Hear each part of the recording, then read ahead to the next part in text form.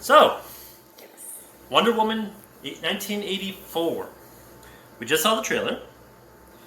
I've seen the trailer before. What are your thoughts? What are you thinking about? I mean, it kind of looks pretty much the same as the first Wonder Woman, except it's in the 80s. It does, very much so. And less World War II, because it's not World War II. Yes. Or no, World War One. Sorry, correction. World War One. That's right. I know you haven't seen a lot of superhero movies. I'm getting a little bit of PTSD when it comes to looking at this trailer. Now, this trailer has, it's your standard trailer. Superhero has to fight a big battle, and this time there's two big bads, and that's usually never a good thing when it comes to sequels. In Spider-Man 3, the Sam Raimi versions, they brought in two villains, and the movie sucked. And of course, now I'm on the spot here. There's been you know what? Here's some movies, and this one, and maybe this one, of movies that had multiple villains that just bogged down the movie. So anyways, there's two villains in this one. I don't know much about the Wonder Woman mythos. This one, she's up against Cheetah and Maxwell Lord, I think his name is. I mean, I could be wrong. This is a pattern that happens when filmmakers make movies, right? The other thing that kind of makes me weary, and again, I could be 100% wrong, is this movie was supposed to come out in December 2019. Then it got bumped to November 2019. It got pushed forward, or pushed up to November 2000. Then, for some odd reason, it got pushed to June 2020. Then the pandemic hit. And it got pushed again to August, and it got pushed to October, and then Warner Brothers is just like, you know what? Screw it. We're going to throw it in some theaters and then throw it online.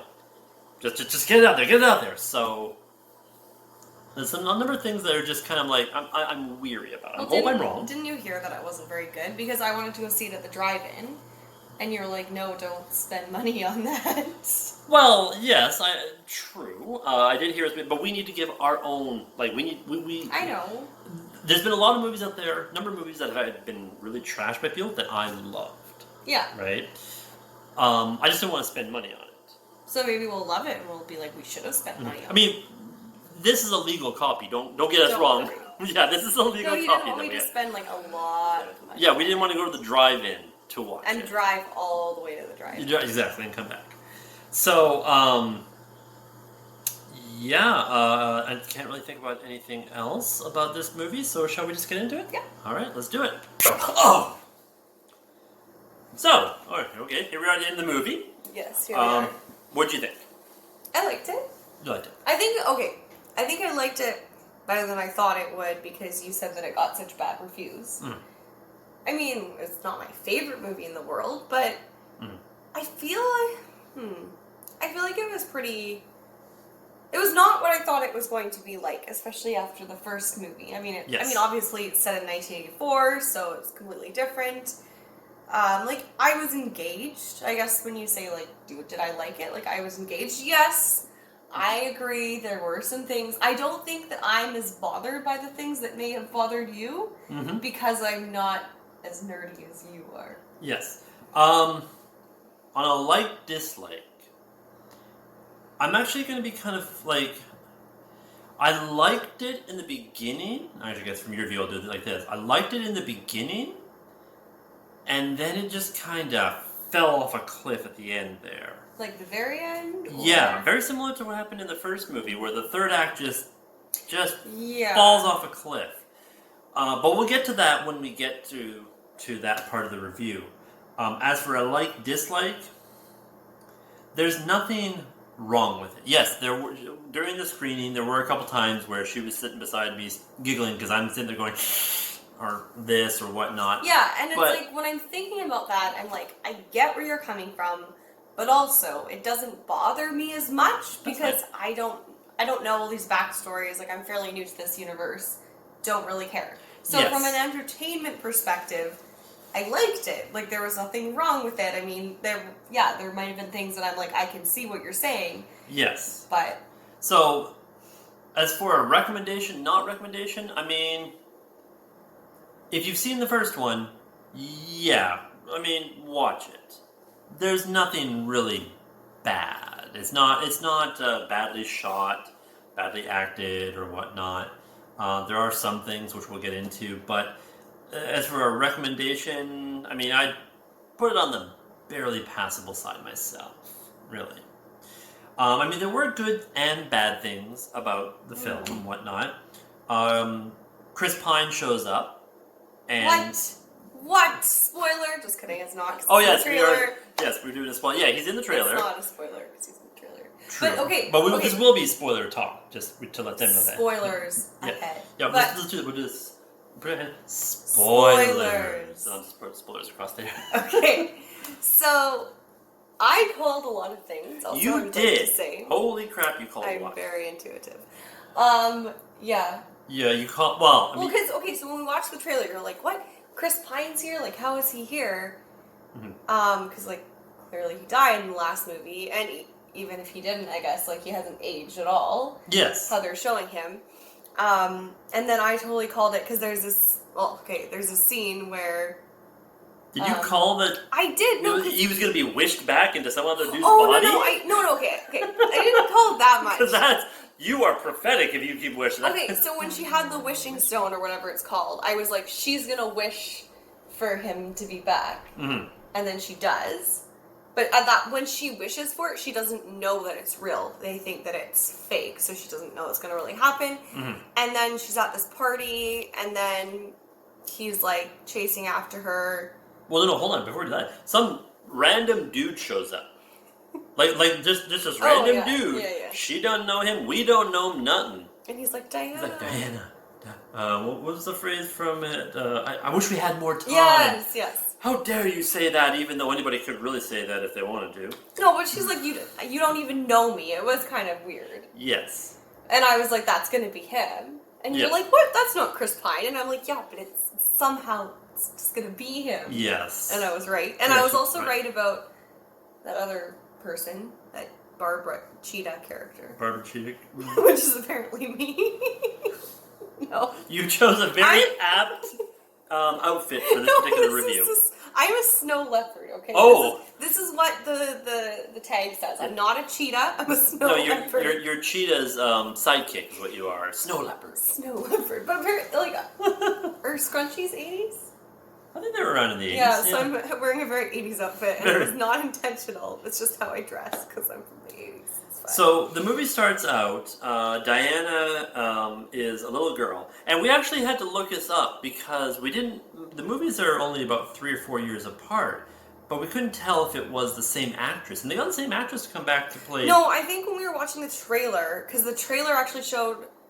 Well, it showed that same little girl, and I was just curious if it was, like, just going to be clips from, like, the other movie, or if, like, they filmed at the same time. But you could definitely tell that the actress was a bit older. Yes. Actually, that was... Okay, since we're talking about the backstory, or not the backstory, but, like, the... Flashback. I will say that I enjoyed the flashback in this movie much more than I enjoyed it in the last movie. I thought it was a much better...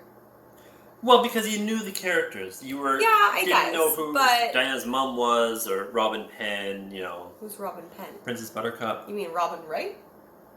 Well, okay. Her name's Robin Wright now. She used to be Robin Wright Penn. So that's just... She used to... Anyway. Yeah. Anyway. Yeah. I don't know. I liked how that story fit into the whole world. Yeah, exactly. And this time the movie didn't have two openings, unlike the first one. That's what I mean. I think they did a better job with that. Mm-hmm. Didn't have the 2 openings. It was just like way clearer. Like, yeah, okay, because we did just see. Well, obviously, we just saw the last one, so it's more fresh in our minds. We know the characters, but I really enjoyed that opening sequence. We were talking about it a lot because there's this little girl just doing all this crazy shit. Mm-hmm. Well, because in for those who haven't seen the movie or whatnot, Diana is the only child in this like Amazonian island that they're on.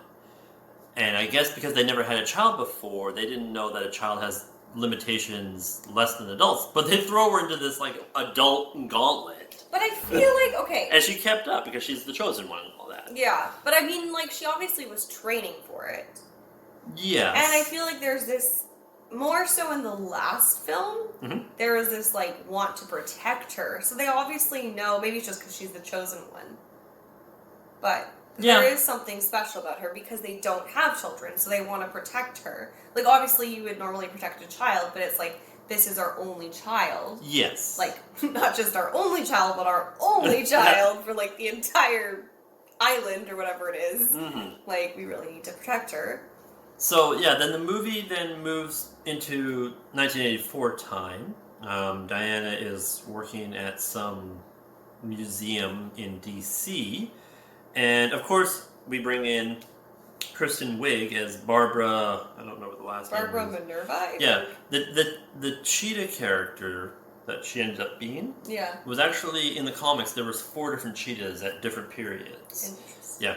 I'm not going to go much into the characters' backstories from the comics, because A, I don't really know them, and B, DC Comics are so messed up. They've restarted and rebooted and changed things so much that origins don't really count. It's real. Yeah, the DC comic timeline is just a big ball of wibbly wobbly, timey wimey stuff.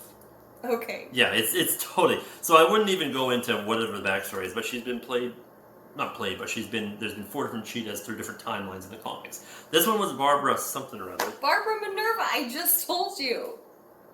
My apologies. I was lost in my thoughts. Sorry, no, I'm not actually mad at you. I'm just bugging you. No, that's actually, okay. Dr. Barbara. Oh yes, Red Doctor. Yes. Anyway. Yeah, and she plays a nerd. You know, well, a where nerd are the glasses? who can't We walk. need the glasses. I'll get them later. You can show them on the video. Okay, I'll insert a picture of me right here. All right, y'all have your good laugh at me in glasses? Good. All right, anyways. But yeah, she's a nerd. And she can't walk in heels. And she spills her papers. I mean, I guess heels were, like, really in style then, but, like... They were tall, too. But, like, why do you... I don't know. Actually, I have a question for you. Yes. As a fashionista that you are... Yes, so fashionable. What did you think of Wonder Woman fighting in those frickin'... They weren't stiletto heels, but they were, like, 2-inch platform heels. It's a movie. Like, they do that. I'm used to that. I'm used to Hollywood. Yeah, I mean, the stuff that she's doing is not realistic for a real person to do anyway, so why can't she fight in high heels? Okay. I mean, her makeup's still perfect, her freaking hair really bugged me, because it's, like, so nice. Oh, so there was something that bugged you. Yeah, but it's just random stuff. It has nothing to do with, like, the story. This is, like, every movie ever with women in it. It's like, they look perfect. I mean, there was, like, a little, when she was crying, I was like, is that mascara running down? Anyway, no, it's fine. I'm used to it. I've There's the movie out there called Naked Gun. I can't remember which one it is, but the main character is this man. He's in his 50s or 60s. Leslie Nielsen. Love this actor. And he has to spy on this, like, mob meeting.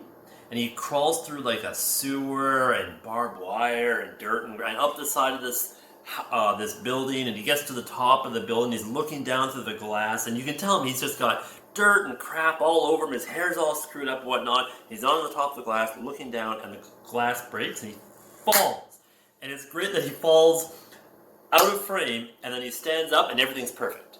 Like, Naked Gun is just one of those weird spoof movies. It's hilarious. But anyways, that's a different story. Random movie. Barbara Malini? I thought it was Barbara Minerva. Minerva? Maybe I'm making that up. We'll insert the real name here. Right here. Okay.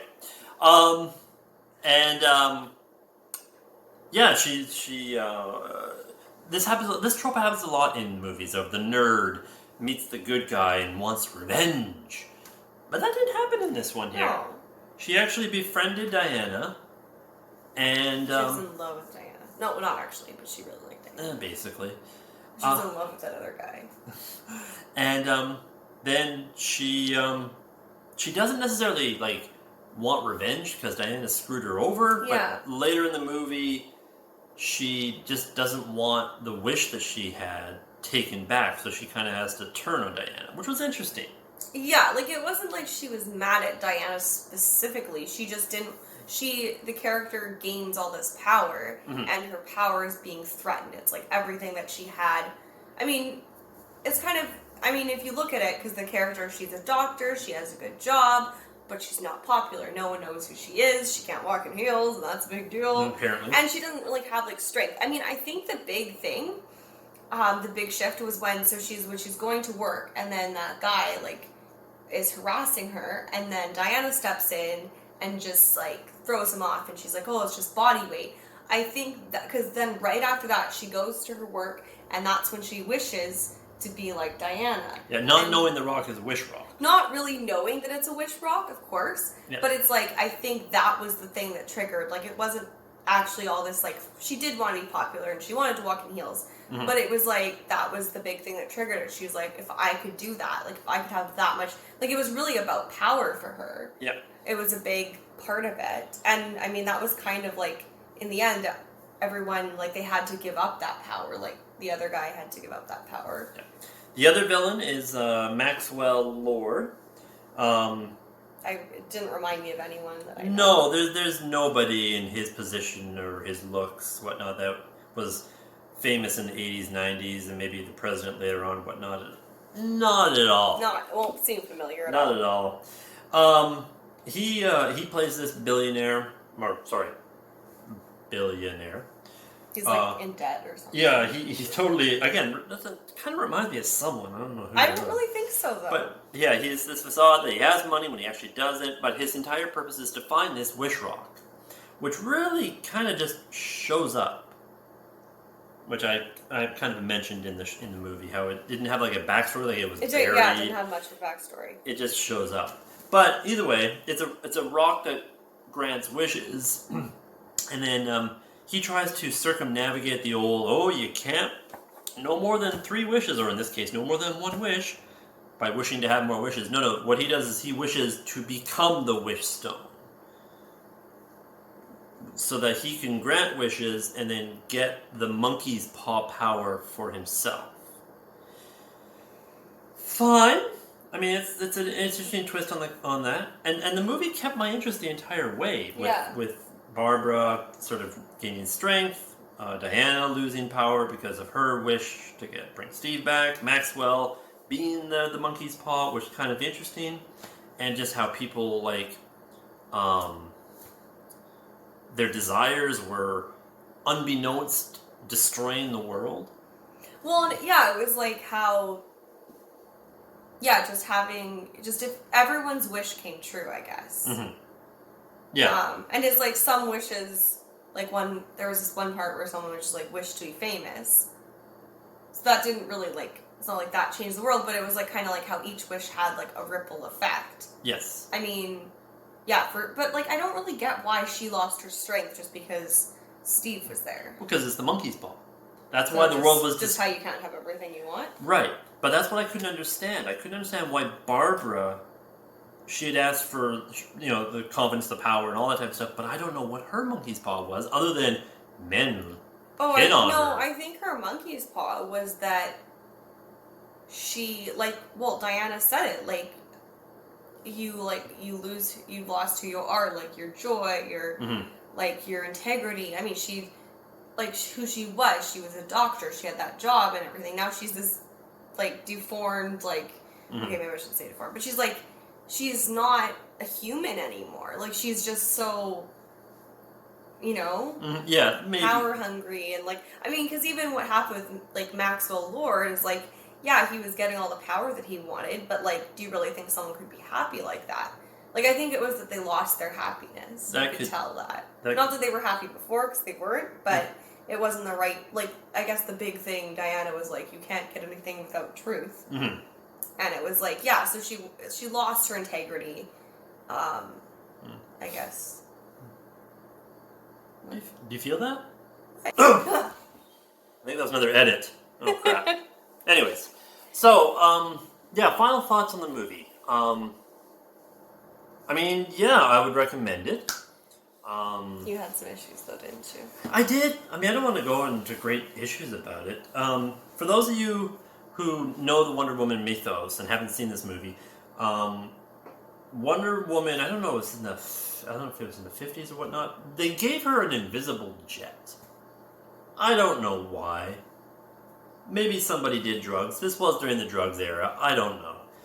So they tried to ram it into this movie, which is what I feel most of this movie was. I feel like they brought things in from the Wonder Woman mythos and just tried to like fit them, to wedge them into the script. But as for the invisible jet, she doesn't just have the invisible jet. Steve comes back and they need to fly to Cairo, and they go to like the Smithsonian airfield or something like that, and there's a jet that's fully fueled.